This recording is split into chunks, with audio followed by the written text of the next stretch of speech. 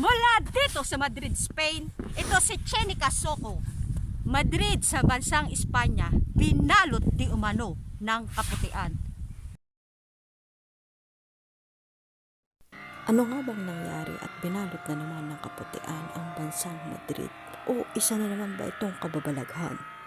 Ating tutukan.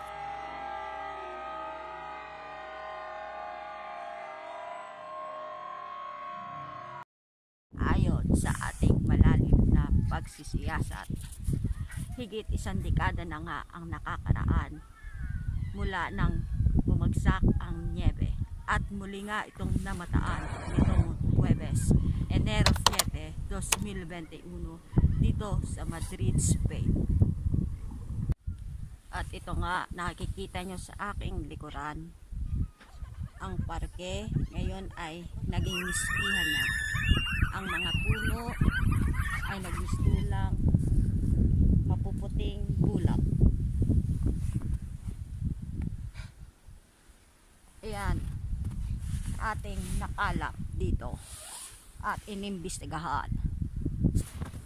Samahan nyo ako, may kakapanayaman tayo sa mga pangyayaring ito para tayo'y malinawan.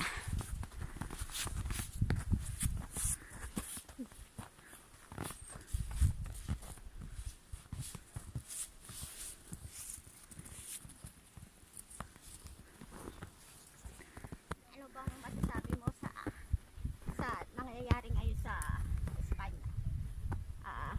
Pwede ka pa na makapanayam para makuhanan ka ng salaysay sa mga pangyayari para sa kalutasan at kapanatagan. Ano bang masasabi mo? Ang lamig-lamig dito. Pwede ba akong bigyan ng jacket? Una natin sa ng salaysay kung anong masasabi niya sa mga pangyayari na gumulantang dito sa Espanya. Salamat sa iyo, Mr. Nieve, at nabigyan kami kaliwanagan sa mga pangyayaring bumalot dito sa Madrid, Espanya.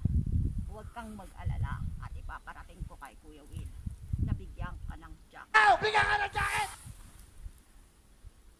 Mula sa ating malalimang pag-iimbestiga at pagsisiyasat sa 3 araw na pagbuhos ng nyebe dito sa Madrid sa bansang Espanya, dito na nga humantong na ang mga kalye hindi na madaanan ng kahit anumang sasakyan at ang mga punong nagsipagbagsakan. Dito sa lente ng ating kamera walang maitatago gamit ang sensya at lohika ating susolusyonan. Iba yung pag-iingat ng ating pinakailangan sa mga darating na araw.